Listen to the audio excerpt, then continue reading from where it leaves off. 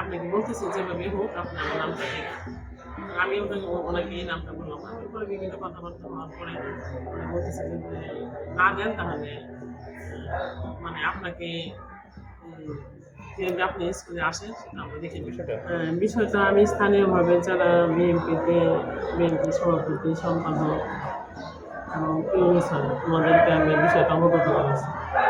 ওনারা বিষয়টা শুনছে এবং বলছে যে ব্যবস্থা নেবে। তারা রেজুলেশন করে যারা কমিটির অভিভাবক প্রতিনিধি আছে তাদেরকে শৈলে জায়গা আগে স্বাক্ষর দুকা দিয়ে স্বাক্ষর নিয়ে পরে তারা মন করার মতো তারা এটা করে, এভাবে তারা এই কাজটি করে।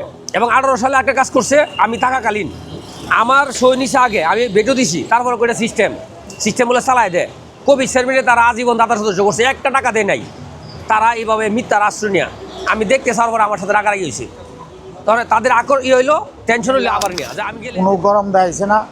যাক ম্যাডাম বলছে যে আমি বৃহস্পতিবারে নিয়ে স্কুলে গেছি, এটা হলো সম্পূর্ণটা মিথ্যা কথা। কারণ আমাদের ইউনিয়ন সভাপতি জামাল ভাইরাও বলছে, জামাল ভাই আমার ব্যাপারে ওই রিকোয়েস্ট করছে ম্যাডামের কাছে যেন আমারে দেওয়ার জন্য। আমার ব্যাপারে ম্যাডামের কাছে রিকোয়েস্ট করবো কেন? এটা রিকোয়েস্ট করার কিছু নাই। কিন্তু জামাল ভাই এটা বলে নাই। কালকে আমি ফোন দেওয়ার পরে সাথে সাথে শুনছি, শোনার পরে ফোন দিচ্ছি। ফোন দেওয়ার পরে ম্যাডামকে বললাম না ভাই আপনি তো এই কথা আমি বলি নাই। ম্যাডাম ওই জানতে পারছি যে ম্যাডাম মিথ্যা কথা বলছে, এই জন্য অগ্রমেজাজে কথা বলছি ম্যাডামের সাথে। এই যে আমারও পছন্দ হয়েছে না সে অগ্রমেজাজ বলাতে, তো ম্যাডামের কাছে খারাপ লাগছে। পরে আমি ম্যাডামের কাছে আমি আবার মিল্লাতে বলছি, মিল্লা তুমি ম্যাডামের সাথে অগ্রমেজাজে কথা বলো কেন?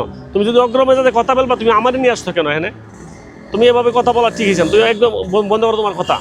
তারপর ফাঁকে এক দুইটা কথা বলছে, বলার পরে যখন আমরা যাইতে চাইছি যাওয়ার পরে মিল্লাদের বাইরে যাওয়ার পরে ম্যাডামের সাথে পার্সোনাল করে বলছি, ম্যাডাম দুঃখিত, ক্ষমা প্রার্থী, আসলে ওর এই আচরণ আমি নিজেও পছন্দ করছি না। জি, এই জন্য পরে আমি বলছি যে ম্যাডাম আল্লাহর সেটা বাদ দিলাই। ম্যাডাম যে কথাটা বলছে আসলে কথাটা সম্ভবত সত্য না। আমরা যাচাই করে দেখছি যে ম্যাডাম বলছে যে তারা নাকি থ্রেট দিয়ে আসছে। আসলে থ্রেট দেওয়ার কোনো কিছু নাই।